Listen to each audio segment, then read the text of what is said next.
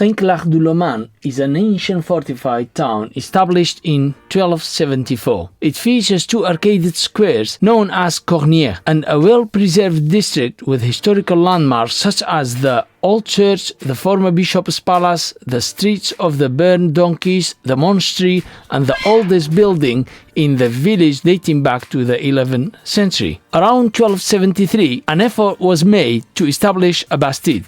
However, due to a population decline caused by the Black Plague of 1347, this expansion dream did not fully materialize. In the 19th century, the current parish church was built and old houses were updated.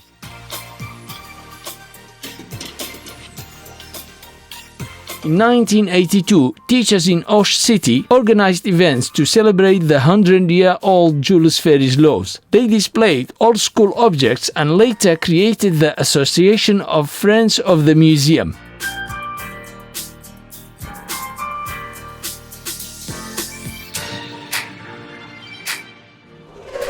Today I'm in Saint-Clair village, Gers department in southwest of France. The museum was established in 1993 and renovated in 2009. It now features a permanent exhibition on the history of public schools in France and Gascony, showcasing a century of history over 600 square meters. The exhibition includes original scenography and mixed techniques to provide historical context, concluding with a classroom from the early 20th century.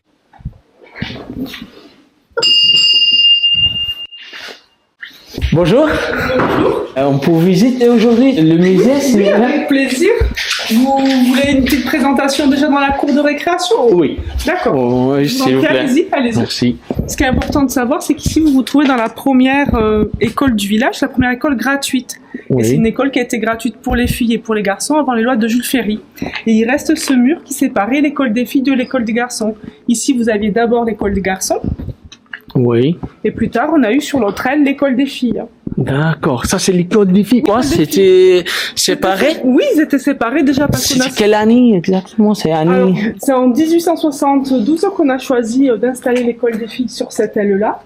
Et c'est à partir de ce moment-là qu'ils ont séparé ce bâtiment qui est une métairie en deux, avec ce mur. D'accord. École des filles, école des garçons. Et dans les étages, ils ont installé les logements des maîtres et maîtresses. Et vous voyez, il reste le puits. Oui. Et c'était un sacré privilège pour l'époque, pour les enseignants d'avoir Ça, c'est le puits? des pour logements le... et un d'accord. puits. Donc, il y a, en bas de leur logement, ils avaient directement accès à l'eau. D'accord. Alors que l'ensemble des villageois, à la même époque, devaient se partager différents points d'eau. C'est bien, c'est chouette de regarder le bâtiment de l'extérieur, parce qu'il y a tout un tas de petits éléments, comme le heurtoir sur la porte, qui indique qu'ici, c'était des logements de maîtres et maîtresses. C'était Oui. une salle de classe. Ah, ça, c'était salle de classe. Historiquement, c'était une des classes des petits garçons. Ils rentraient par la porte qui se trouvait là. Là-bas, oui. Ils rentraient dans la classe et la porte par laquelle nous on est entrés, c'est la porte qui menait au logement des enseignants. Et vous voyez, il nous reste les encriers en porcelaine blanc qui sont tous remplis d'encre violette. D'accord. Et les visiteurs, adultes et enfants, peuvent s'amuser à regarder. Vous avez utilisé ça pour écrire... Ah, d'accord. Votre prénom c'est Darwin. Darwin. W-I-N. I-N. I-N, oui. Hop là, j'ai pris mal. Voilà. Quand on accueille des familles avec des enfants, des groupes scolaires, Oui. on montre tous les rituels qu'il y avait dans la Ah, classe. d'accord. Toujours, il faut remplir le... Remplir les encriers, voilà. On a tout un tas d'objets. They had to refill every time when they ran out of ink here. Et c'est de la vraie encre I never knew that. qui tâche. Ah oui. Et donc on utilise le buva Oui. pour effacer les pâtés, etc. Et cette bûche permettait de chauffer la classe. Et vous voyez dessus, il nous reste des gamelles. Les gamelles, c'était pour le repas du midi. D'accord. Hein, les enfants pouvaient mettre leurs gamelles à chauffer sur le poêle. Vous voyez, dans la partie inférieure, on y mettait de la soupe, du pain, du lard. Oui. Et dans la partie supérieure, un bout de Ça, c'est pain. chaque élève amenait ça? Oui, chaque élève amenait sa gamelle. Les D'accord. enfants venaient évidemment à l'école à pied. D'accord. Ils apportaient leur gamelle et ils apportaient une bûche. Every school children brought their lunch here, like this one. Aussi, ce qu'on aime beaucoup voir, ce sont les vieilles chaussures. Pourquoi c'est comme ça? Alors, pour éviter que le bois ne s'use trop vite, alors ça c'est vraiment la chaussure, je dirais, la plus modeste, le sabot. Oui. Alors il existe deux types de sabots. Il y avait le sabot qui était tout en bois. D'accord. Celui-ci c'est un sabot qui est un peu plus riche. Il y a la semelle qui est en bois, mais le dessus est en cuir. Oui, oui. Et quand on était un peu plus riche encore, on avait des galoches. D'accord. Et les galoches, donc on avait la semelle en bois, le dessus en cuir, et puis des lacets. Ce qui faisait qu'on pouvait courir, sauter, monter aux arbres. La chaussure tenait à la cheville. Et les clous, là, c'était pour éviter que le bois ne s'use trop vite. Quand les enfants rentraient en classe, Oui. ils retiraient leurs sabots et leurs galoches, et ils marchaient avec des chaussettes en classe. Parce que regardez, écoutez plutôt. On n'écrit plus trop à la craie. Ah oui. J'ai beaucoup de familles, quand elles viennent, ou de groupes, où on demande aux enfants de faire travailler leurs parents. Oui. Donc, admettons, si vous étiez papa, votre enfant pouvait vous envoyer au tableau, vous demander de poser une addition. D'accord. Donc, on peut s'amuser à écrire à la craie, utiliser la baguette et jouer le maître ou la maîtresse. Ou également faire lire la morale au tableau. Et c'est quoi ça c'est la bibliothèque Bibliothèque du maître, voilà, avec différentes plumes, différentes marques. On avait ce qu'on appelle une classe unique avec les petits, les moyens, les grands. D'accord. Et en face de chaque rangée, il y avait un tableau noir. Pourquoi sur la même classe sur la même... Ah, parce que là, ils ont constitué une classe unique. Ah oui, d'accord. Voilà. Oh, ça arrivait souvent dans les petits villages où on avait... D'accord, oui, il n'y a pas beaucoup de place. Il n'y a pas beaucoup de place, on avait tous les enfants dans la même classe. Ce qu'on présente ici, c'est en quelque sorte les premières écoles sous Ferry. Ferry, c'est le grand monsieur à France qui a rendu l'instruction gratuite, obligatoire et laïque. Donc tous les villages ont eu l'obligation d'avoir une école pour les filles, pour les garçons, etc. C'est quoi ça? C'est meuble carte? Un meuble à carte. Vous voyez les trésors. Ah oui, d'accord. Les vrais trésors des classes, c'était les cartes murales. Et ces cartes, elles étaient rangées dans le meuble à cartes. Donc tout au long de l'année, le maître ou la maîtresse sort des cartes, on les accroche au mur et range celles qu'il a au mur. Vous voyez, 1913, faut bien s'imaginer que la plupart des enfants vivent dans des maisons avec des sols en terre battue, sans électricité, sans eau courante. Ils vivent avec leurs grands-parents. Ils vivent souvent, ils ont une bonne dizaine de frères et sœurs. Ils ont une vie particulièrement difficile. La couleur n'existe pas. D'un voilier, ça paraît être quelque chose d'extraordinaire. Ils n'ont pas tout ça. Donc ces cartes, elles sont précieuses. Et quand les gens viennent visiter le musée, quand les seniors viennent visiter le musée, qui retrouvent les vieilles cartes, ils retrouvent une partie de leur enfance et de la vie qu'ils connaissaient à l'époque. C'est très difficile de faire des leçons uniquement avec des tableaux noirs, en particulier quand on veut étudier les sciences. Oui. Donc le maître ou la maîtresse demande à ses écoliers de ramener à l'école toutes les choses un peu bizarres, un peu extraordinaires qu'ils trouvent. Donc les enfants, quand ils vont à l'école à pied ou quand ils jouent dehors dans la campagne, dans la forêt, quand ils trouvent des coquillages, des pierres, des insectes, des os, toutes les petites choses un peu originales, ils les ramènent à l'école et le maître ou la maîtresse se sert de tous ces objets pour faire ses leçons, qu'on appelait leçons de choses. Et d'ailleurs, cette armoire qu'il y a au fond de la classe, on l'appelait le musée pédagogique. Vous voyez les panneaux d'insectes aussi, c'est le maître ou la maîtresse qui le réalisait. C'est l'enseignement par l'observation. C'est vraiment les stars du musée. Les enfants adorent voir ces couleuvres qui sont conservées ici dans de l'eau de vie, parce que c'était les enfants qui ramenaient les serpents à l'école aussi pour faire un enseignement de sciences. Un objet encore important, c'est celui-ci, c'est le bonnet d'âne. C'est quoi ça?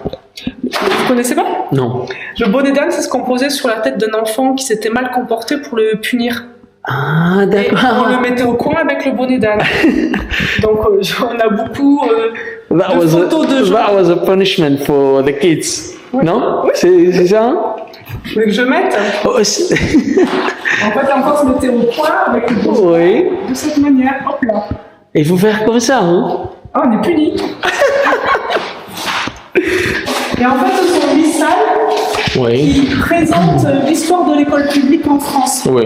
Donc, on n'est pas du tout un lieu de nostalgie, hein. Ah, On est oui. vraiment un lieu d'histoire. Et notre propos, c'est d'essayer de rappeler dans quel contexte les lois Ferry se sont imposées et comment l'instruction gratuite, obligatoire et laïque s'est construite en France. Oui. On a C'est ça, déjà- Jules Ferry, c'est ça?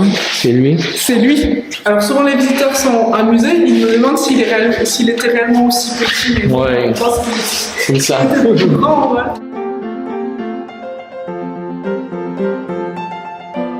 Guizot, qui est très important parce La loi Guizot, la loi Guizot. c'est quoi ça? Alors Guizot, c'est le grand monsieur qui a permis en quelque sorte que les écoles normales soient créées. Guizot, c'est un personnage qui va couper l'herbe sous le pied de l'Église catholique en imposant des maîtres et des maîtresses qui soient, enfin sur des hommes à l'époque, qui soient formés par l'État et non plus par des religieux.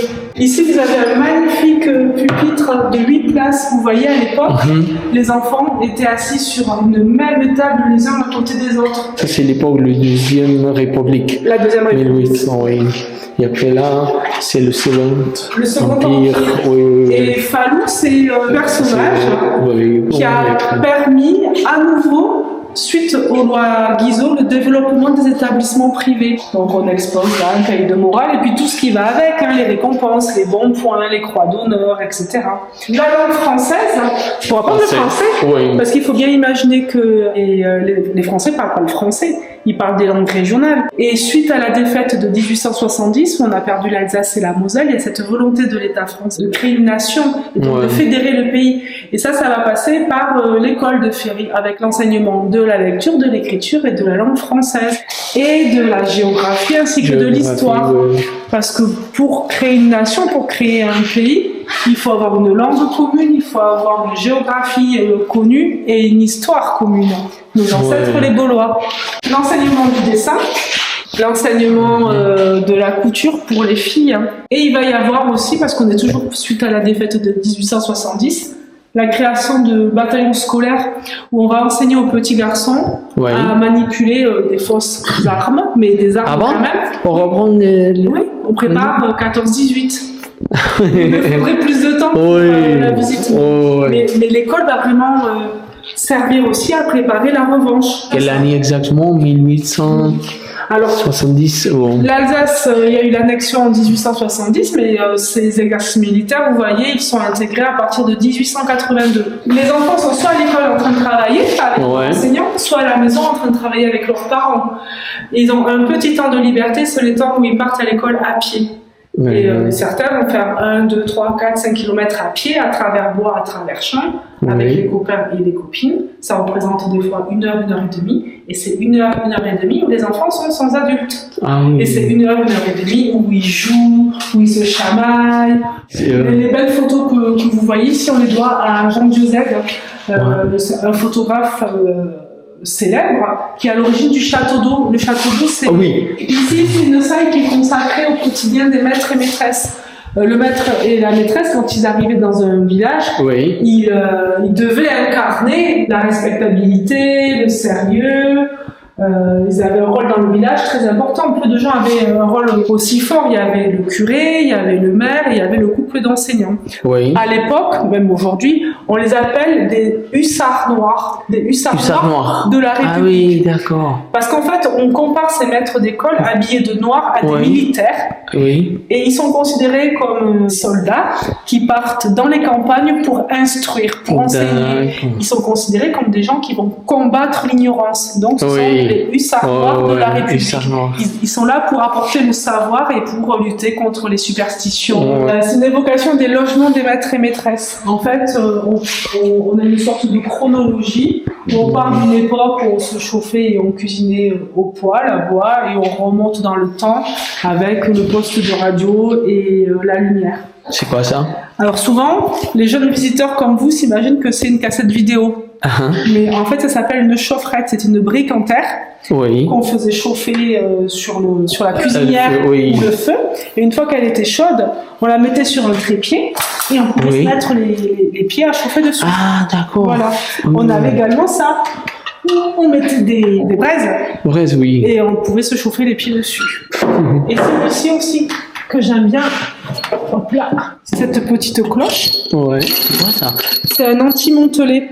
À l'époque, on allait traire la vache, on faisait chauffer le lait dans cette bouilloire, Oui. et le lait était tellement gras qu'il moussait vite. Et dès qu'il commençait à frémir, ça prévenait.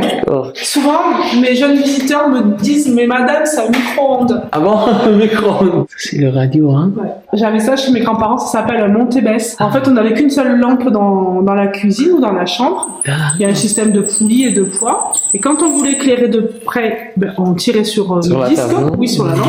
Ouais. Et quand on voulait éclairé de loin, on le remontait. Alors ici, on a 3 maquettes qui ont été réalisées par maître pour préparer ses élèves à l'épreuve de certificat d'études, à l'épreuve de leçon de choses. Donc dans ce qu'ils devaient savoir commenter, expliquer, il y avait comment fonctionne une ruche. Vous voyez, il y a 3 niveaux, il faut être capable de la mettre dans le bon sens, expliquer où on met les rayons, etc.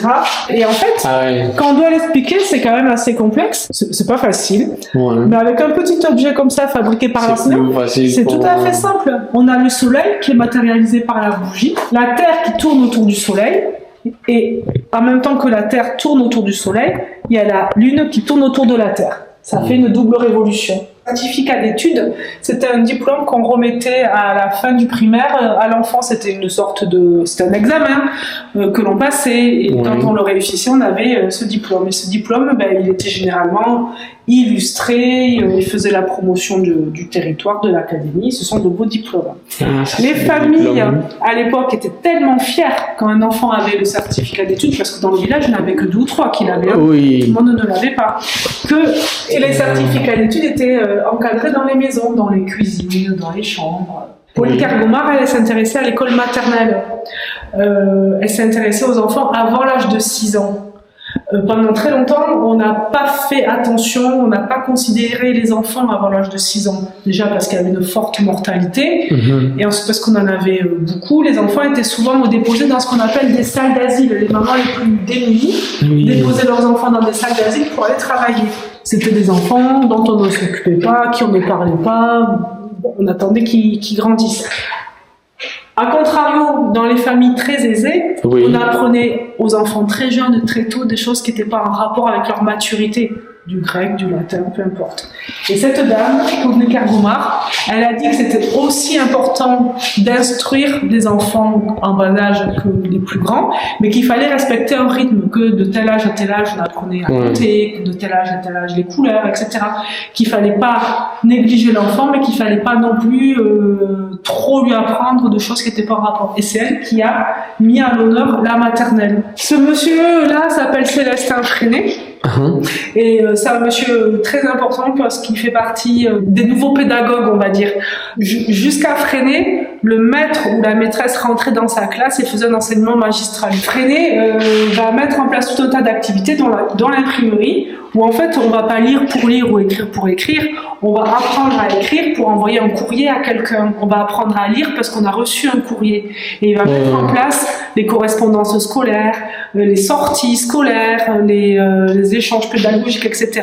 En France, un adulte qui a à charge un enfant est obligé de faire en sorte que cet enfant reçoive de l'instruction. Que ce soit à l'école ou ailleurs, il faut que l'enfant apprenne à lire, à écrire et à compter. L'idée, c'est que tous les enfants aient suffisamment d'instruction pour réfléchir de par eux-mêmes.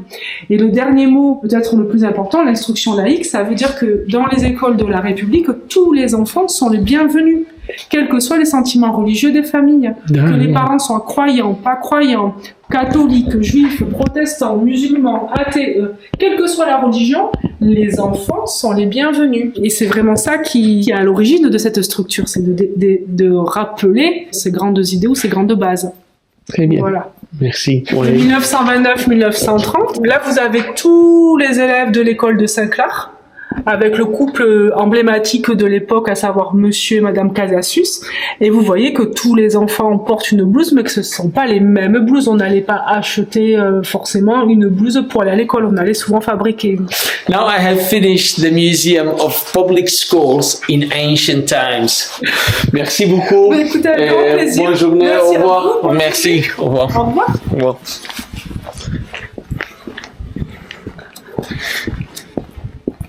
Well, I have finished the museum of ancient public school in Saint Clair. I hope you like it.